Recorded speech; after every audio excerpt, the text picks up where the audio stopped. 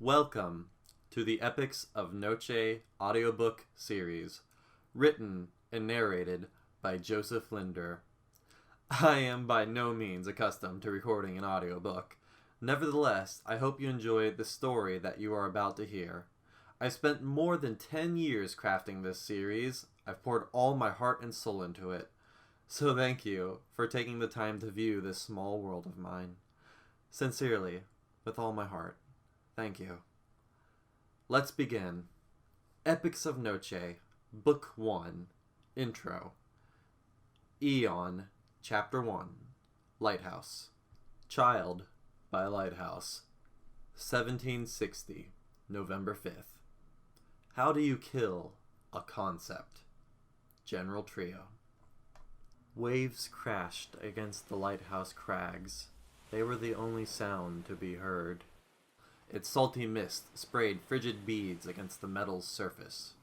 Dark, vast, and abysmal, the ocean tides ebbed with a rage barely contained. The storm above reflected this anger, with black clouds so dense no light could hope to pierce it. No kinder was the air whose harsh whipping released the forgotten scents of the deep sea. Amidst the turmoil of this infinite night caused by storm and wave, resided a single golden light. In comparison to the absolute dark, it was the faintest of forces, yet it pierced the nothingness regardless. As the beam gradually moved, it slowly appeared to overtake everything.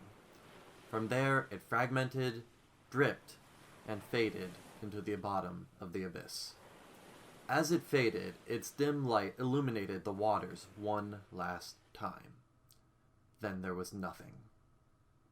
This process repeated and would continue to repeat so long as the lighthouse stands. Atop the decrepit rusted railing stood a single crow. It gazed upon the shore with abnormal intensity. Unaware of the looming light, it was frightened off when struck by one of those golden rays. Yet as it took off and glided silently in the night, it maintained its gaze upon its prey. In the distance, on the coastline, stood a small child.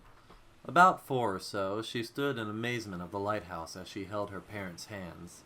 She wore a red and white striped shirt, red pants, and a red ushanka with fuzzy white fur on the forehead. On its side dangled strings ending in fuzzy white orbs. To her left was her mother, who had long black hair, wore a lengthy white dress, and a face that wasn't directly visible to the child. On her right stood her father, wearing all black and appearing almost like a shadowy silhouette this night, from the perspective of the child. Going home. 1760, November 5th. Enchanted by the lighthouse, the child was trapped in that moment. The beauty of the rotating golden beam, the soft crashing of the waves against crumbling sand, and the cold brine in the air had all captivated her. That was, until her mother started to tug on her arm. Walking away from the lighthouse and the storm, the family ascended a nearby hill. Except for the worn trail made of sand and grass, cattails surrounded the slope as far as the eye could see. As the father gave his daughter a reluctant piggyback ride, she saw those boundless plants sway gently in the breeze. Turning her gaze upward, as her little body bounced up and down with her father's every step, she saw stars even more numerous than the fuzzy flowers around her. The mother stretched her arms far behind her back, hands clasped together as she raised her legs high with each step. Amused by her daughter's bobbing head, she laughed quietly to herself as she skipped ahead of the pair. Reaching the summit of the hill, the family saw the familiar ancient trees surrounded by fireflies. Their little golden lights were enough to draw the eyes of the small girl down. Her face quickly revealed her amazement as she was taken in by the soft yellow-orange glow. By the time the fireflies had left, the family stood before the fishing village they called home. It was a small little place, on a tiny, isolated island. Here, a slight breeze carried the scent of freshly cooked fish and pies. There was only 2 short wooden docks, with a pair of fishermen inaudibly chatting in the distance. Various handcrafted lanterns illuminated those distant docks, rattling and clinking gently in the wind. Then, there was the core of the town, comprised of 13 or so buildings, including a minuscule market.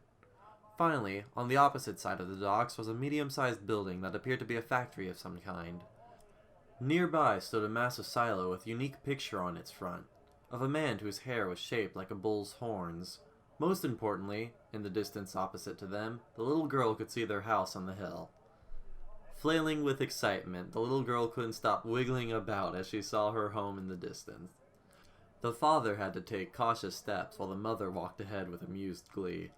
Despite the energy of the family, the little village was a calm, peaceful sight, especially this night where the breeze was gentle and the stars shone bright. The kind of tranquil night that tends to keep people out a few moments longer. One of which, a local painter here to find inspiration. Staring at his work, he could only feel disappointment. By his standards, he had tried, and failed, to capture the essence of the lighthouse and this little nautical village. Lowering his head with a sigh, he noticed the small child stare wide-eyed at his painting. He flashed a faint smile at her, but couldn't really put his whole heart into it. Wanting to get a longer look at the painting, the little girl nearly fell off her dad's back. The patron couldn't help but gasp as she tumbled backwards, yet she did not fall.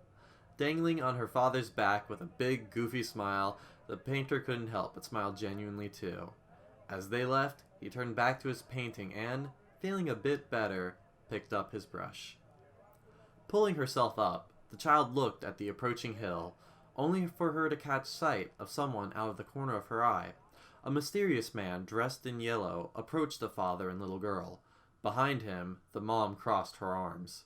The kid couldn't make out what her dad and the stranger were talking about, but the man pointed at the shiny bracelet with the numbers on his wrist. Plus, he was looking rather distressed.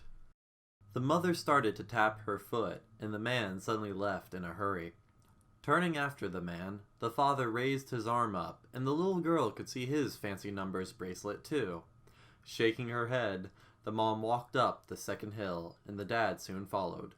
Moments passed by slowly as they drifted past the aquamarine grass, violet night sky, and the two trees, one thin with lush verdant leaves, and the other blackened, dead, and with curled willowy branches. Soon, they approached the ivory front door of their red brick home.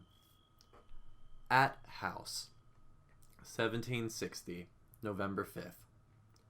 Entering their home, the father placed the child down while the mother closed the door. Noticing it closed, he walked over to her anxiously. They talked out of earshot, but the little girl could see her mother getting visibly irritated, especially when the dad pointed to the numbers on his bracelet. Despite the mother's displeasure, eventually they both hugged. Then the dad walked over to his little girl. Small tufts of blonde hair was exposed by the father's kiss to her forehead. As he stood up, she gave him the tightest hug her little arms could muster. With a turn towards the door, he slowly made his way out, waving goodbye to his family until he was completely out of sight. The kid didn't know why her dad had to leave, but all the color of the world seemed to fade with him as he went. Instinctively, she reached out after him, but, knowing it was too late, her eyes started to fill with tears. Quick to react, the mother picked up her teary-eyed daughter and gave her a big hug. Knowing exactly what to do, she led both of them into the kitchen. With the little girl distracted by the shiny instruments scattered about, the mom had enough time to pull out a box of make-and-bake cookies. Recognizing the snack, the gift from the gods, the kid was absolutely delighted. Pulling out a hand-stitched child's apron with a lighthouse pattern on it, the mom tied it onto her bouncy little girl. With the apron barely staying on, the kid continued to bounce up and down in anticipation as the mom grabbed her tools. Grabbing the bowl, some ingredients, and the electric mixer, Mom began to work. Meanwhile, the child jumped about, trying to see over the counter. It wasn't until Mom moved away did the child notice the nearby red step stool. Struggling to drag it over to the counter, the girl climbed the tall wooden fixture and stood before the electric mixer. There was no hesitation. She pressed the first shiny button she saw. There was a foreboding vroom, and a moment later, cookie dough was splattered everywhere. The kid was so startled that she nearly fell off her stool. However, the scare was short-lived, as she had now discovered the joy of this fun new toy. She pressed the button again. Cookie dough went everywhere, and would have continued to go everywhere had the mixer not suddenly stopped working. Confused as to why it stopped, the child decided it easier to play in the bowl with her bare hands instead. She did not notice her mom standing behind her, holding the unplugged cord. Unfortunately, it did not take long to notice, as the child turned around slowly in fear. Standing close to the daughter, the mom slid her finger through a nearby puddle of cookie dough. As she slowly raised her finger, the kid started to slightly tremble. Flicking the dough onto the child's nose, the mom laughed softly as the kid was left stunned. Smiling, the kid turned around to the bowl and grabbed a handful of cookie dough. This was war. She flung it towards her mother, who dodged it easily and counterattacked with some scooped off the table. However, the child ducked down in the nick of time. The food war continued well into dusk as the kitchen atmosphere drifted into a nightly blue. Eventually, a warm heat emitted from the oven as a small tray of 3 cookies was placed inside. With the oven closed, the mom sat next to the fatigued child, who was half asleep before the oven door. The kitchen was covered from ceiling to floor in a sticky cookie dough mess, and its aroma had spread across the entire house. While in the midst of a short laugh, the child began to yawn. She rubbed her eyes as the mom picked her up and carried her out of the kitchen. Taking a left at the entrance and passing the living room, they headed towards a lighthouse-themed door with porthole window at its center. Along the way, they passed some drawings the mom had yet to notice on the base of the wall. It was a crude art of the kid, her favorite lighthouse, and her parents, all proudly done in crayon. Also on the walls were some portraits, such as the family, the lighthouse, an old man with hair like bullhorns, and other things. Reaching the door, the mom headed inside and flicked the lights on. This was the little girl's room, and it clearly showed. Everything was lighthouse themed. The bed sheets, the rug, the nearby toy chest, drawings that hung on the wall, everything, except for the solid black closet that stood directly opposite of the entrance, with only the sole window of the room in between. Bedtime, 1760, November 5th. Opposite to the window was that which stood out most within this bedroom. A giant painting of a lighthouse on the wall adjacent to the bed, with a tiny lighthouse nightlight illuminating it nearby. The mom placed the tired child onto bed, tucked her in, and sat down with a green fairy tale book in her hand. As she began to read, the child could see pictures of the weird creepy monster and the street lamp-themed Grim Reaper residing on its pages. It wasn't long after that did the child begin to drift into the world of dreams. Her mind floated around the room. Over her bed, the toy chest, the lighthouse-themed nightlight, the disturbing jackalope doll in a black tux, and then to the giant lighthouse painting that resided on the wall. She floated over to the window where a silhouetted creature hid. As her mind zoomed in on this entity, the window warped, the wood twisted, and the metal splintered. The creature appeared. It was a crow with a diagonal eye that glowed bright red and contained multiple rings outside its pupil. It had a long, saw-tooth-filled yellow beak that spun into a deep spiral, making it impossible to open. This image startled the child awake, and in an instant she turned to the comfort of the lighthouse wall, right before it exploded.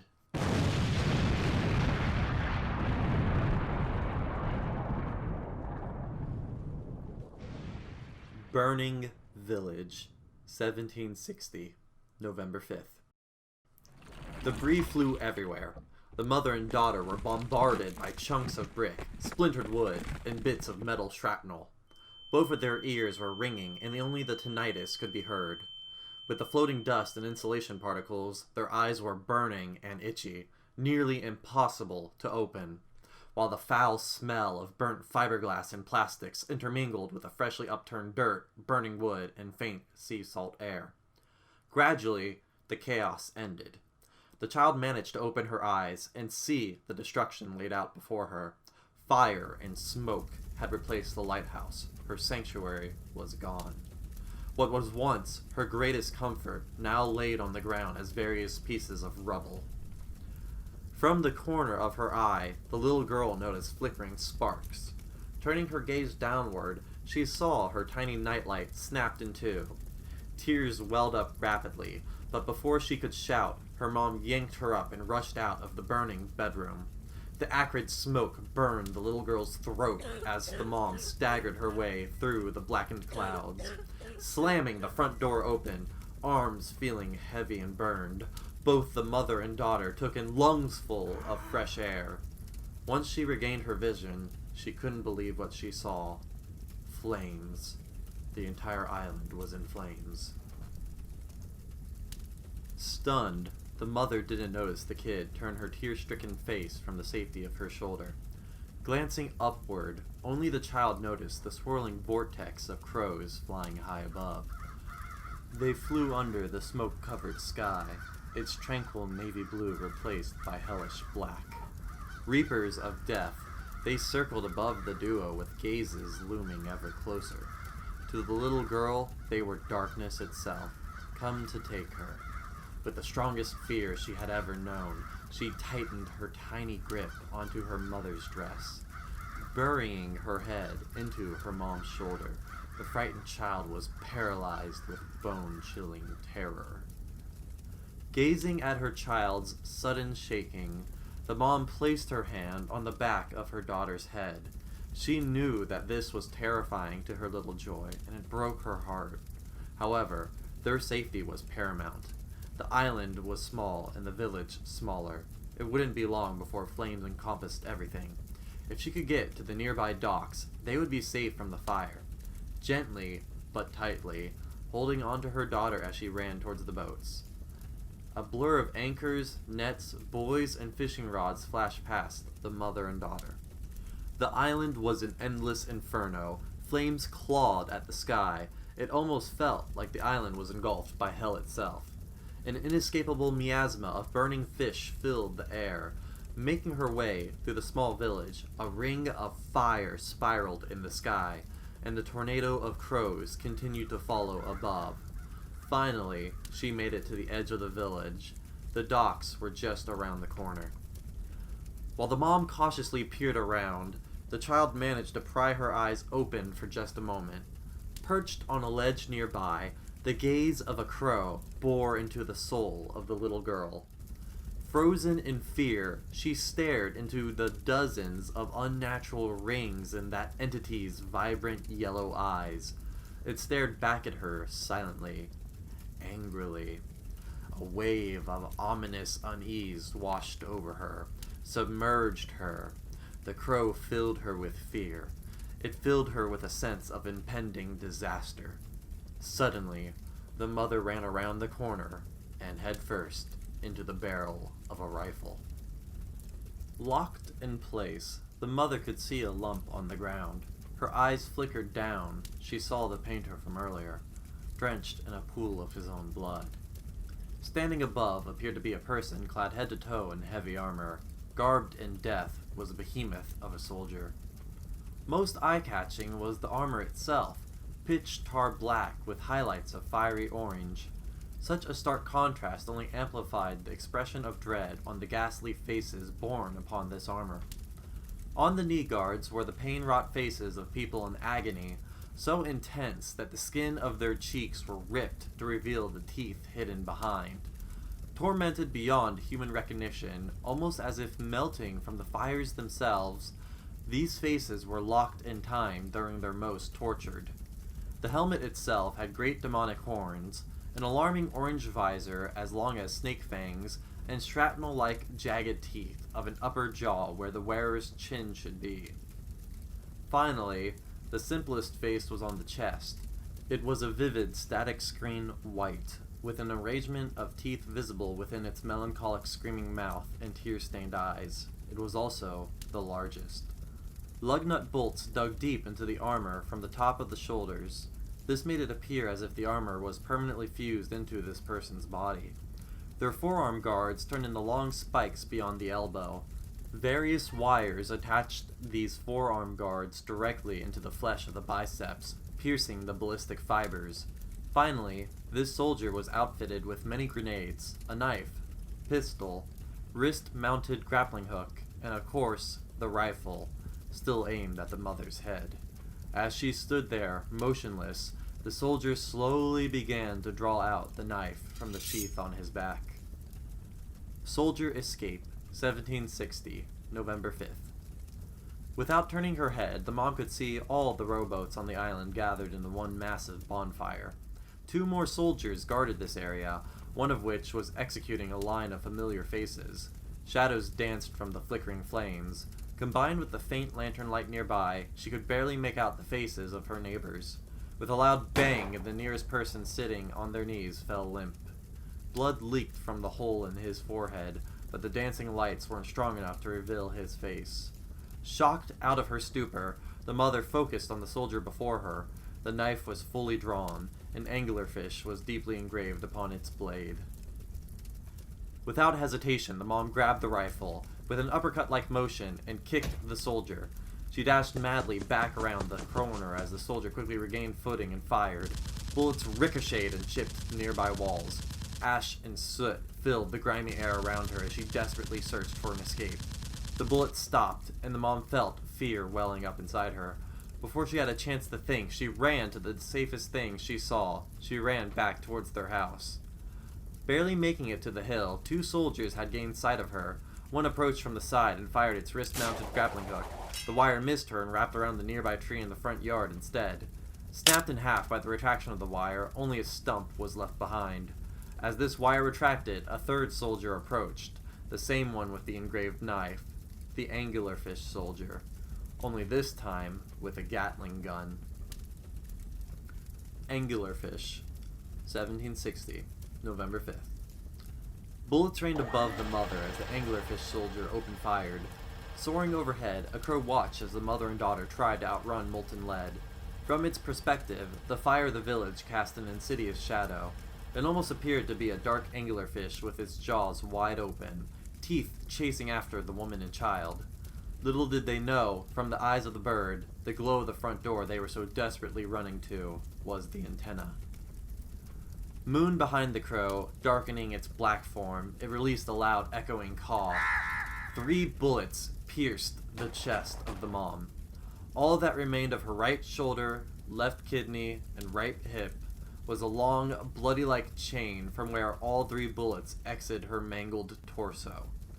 Falling on her knee, she let out a dying scream. Nevertheless, she mustered the strength to shield her child and stand back up. Gathering the last of her energy, she made it to the door and slammed it behind her. She slid down the door, leaving a blood trail as bullets flew by where she was a mere split second ago. Sitting on the floor for a moment, she placed her hand over one of the wounds. Removing it, the entire hand was red. She looked down to see heaps of blood pouring out of the injury. Gazing at her child, she saw the small girl shake with tears in her eyes, her little face scared and confused. Gritting her teeth, the mom forced her head up. She saw an unnaturally long, twisting hallway. No matter how hard she tried to focus, the dizziness felt like it was getting worse. Noticing the look on her mother's face, the kid turned to stare down the hallway, but only saw the short, straight path to her bedroom door. Picking up her daughter, the mother began the long trek down the spiraling hallway. Blood splashed on the ground in large pools as she walked. It coated the crown drawing of the family, and her hand smeared its prints on the household portraits. Vision blurring and distorting, breath short and rapid, the mother tripped. The kid bounced as she hit the floor. Tears blurred her eyes as she stared at her motionless mom. She tried to crawl towards her, but lost her balance multiple times. Eventually, she made it to her mother and shook her. For a moment, the mom didn't stir, and the child started to whimper. However, before she began to cry, the mom raised her head. The little girl held a bittersweet expression, a small smile of relief that didn't completely obscure the overwhelming fear and sadness. Weakly, the mom raised her hand and struggled to reach for the door. Since the explosion, the room had become dark. Dust drifted about slowly in the faint sources of light. All that could be seen was the abysmally black closet ahead. Weakly, the mom shuffled towards the closet, tripping again. She forced herself to stand, struggled to place her hand on it, and mustered the strength to open the doors, wind blowing her hair back. She picked up her still weeping daughter and placed her in between the clothes. Staring at the shaking child, tears fell down the mother's face. The pain of her wounds started to fade, and she felt cold. Then there was a warmth. It was an all-encompassing warmth that flooded her entire body. It was the boundless love she felt for her little girl. The pain of losing her was infinitely more intense than the feelings of the wounds. She looked directly at her daughter, face suppressing agony and sadness. Mommy and Daddy love you. We love you very much, she said. Mommy needs you to be quiet. Stay very quiet, okay, sweetie? The mom started to slowly close the closet doors. I love you. Goodbye. The doors closed. The light disappeared. There was a brief pause of silence. A few moments passed. Then there was a loud bang. The Closet, 1760, November 5th. Ocean waves crashed against the lighthouse as it kept spinning its yellow beacon. On the beach were an ancient pile of boats, some with decrepit fishing rods, others had molded nets. They laid on the beach, broken and forgotten, yet safe from the island's burning inferno. Barely out of the fire, next to a red brick house, was a unique blackened dead tree with willowy branches that curled into spirals. On these branches were a hanged body, and under these branches were a pile of freshly burnt, eviscerated corpses. In the dark of the child's bedroom, there was a low-sounding creak as the closet door opened. In hesitation, the kid came out of her hiding spot and called for her mother. At first, she was unable to find anything, other than some droplets of red water and 3 crow feathers on the ground. Then a draft of wind shifted the crow feathers. This caught the eye of the little girl, and she turned around to see her mother lying limply in a pool of blood, a bullet hole in the center of her forehead. "Mommy!" the child yelled ecstatically. She darted over to her mom and paused. "Mommy, wake up!" Her attempts to push her mom up failed. The body was too heavy for her little arms. It fell back on top of her and knocked her over. As she landed on the ground, she saw the anglerfish soldier looming over her. She screamed for her mother as it picked her up, hoisting her by the neck. It held her in its right hand, which was freshly coated in blood. As it raised its left, a swirl of prismatic energy appeared and began to silently take form. Mass accumulated, and soon a gun was formed. The barrel of this newly created gun was firmly pressed into the temple of the little girl. "Well, hiding in the light didn't really seem to help you out, did it now, Professor Grimm?" Professor Grimm, 1760, November 5th. 2 new people entered the room. Another soldier, this one a bit shorter and much lankier than the anglerfish one, as well as an old man who was wrapped in the arm of the lanky soldier. "You should be proud. Old Ang here is the very first of his kind, the only prototype to survive. A new generation of Death Tech soldiers fused with Vulture's DNA," the lanky soldier said. "Think of it! Not very talkative, not very bright or good with create, but nigh unstoppable at their jobs. Too bad they're impossible to mass produce without some form of super healing during gestation. If only we had some of that secretive Grimgel medicine you've been working on." The old man looked away from the thin soldier and focused on the little girl.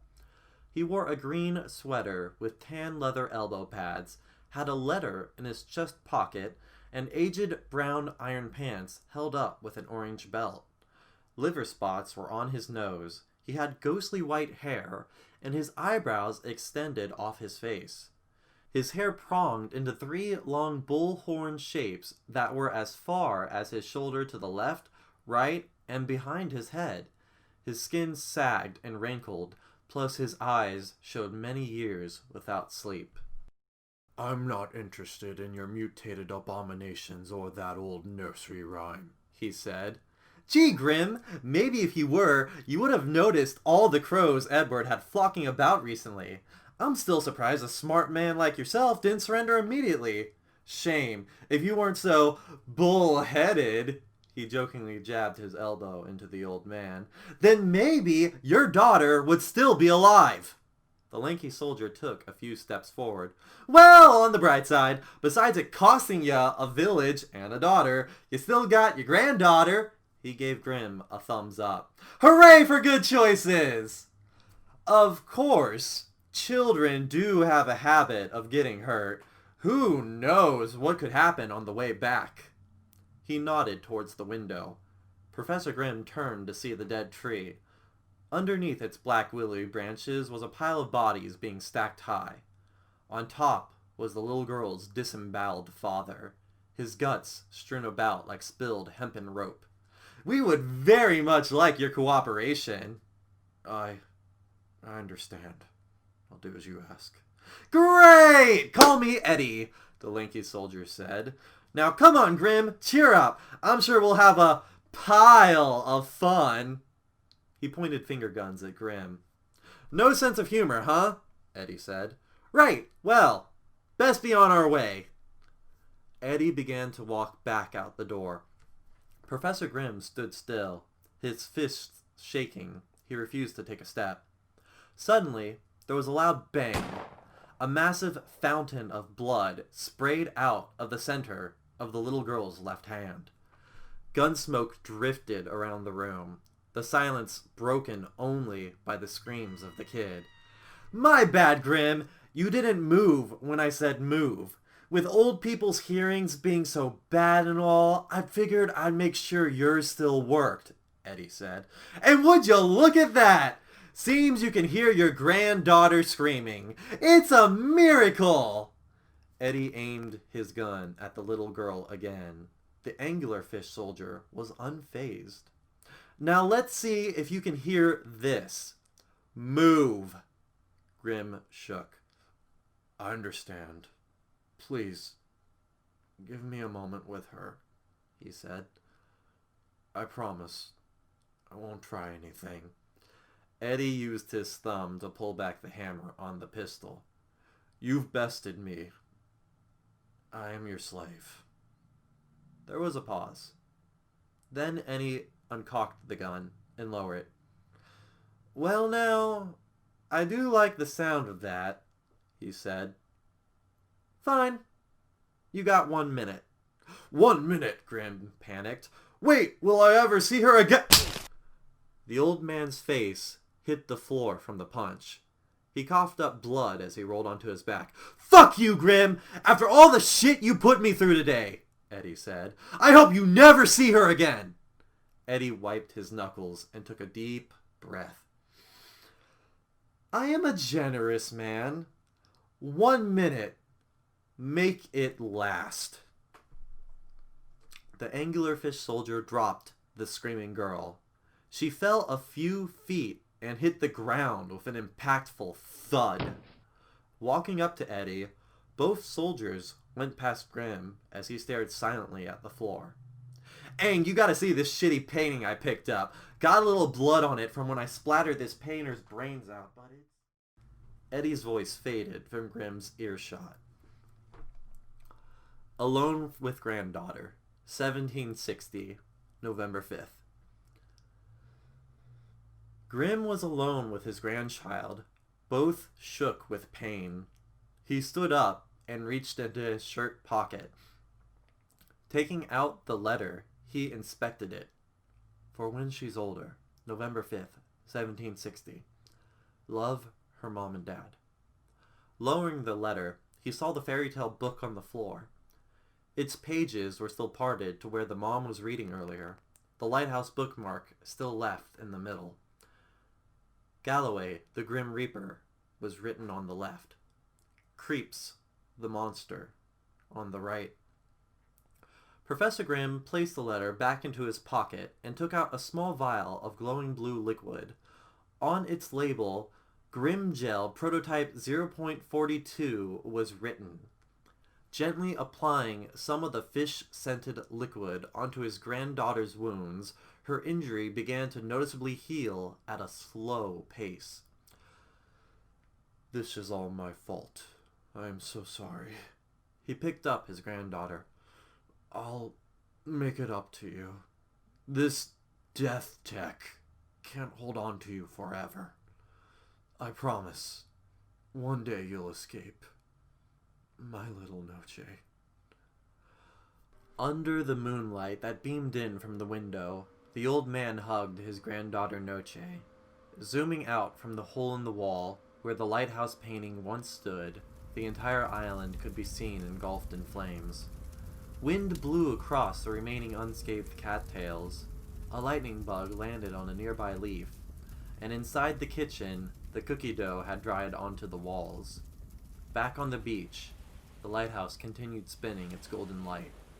Then the storm came, darkening the ocean, and everything faded to black.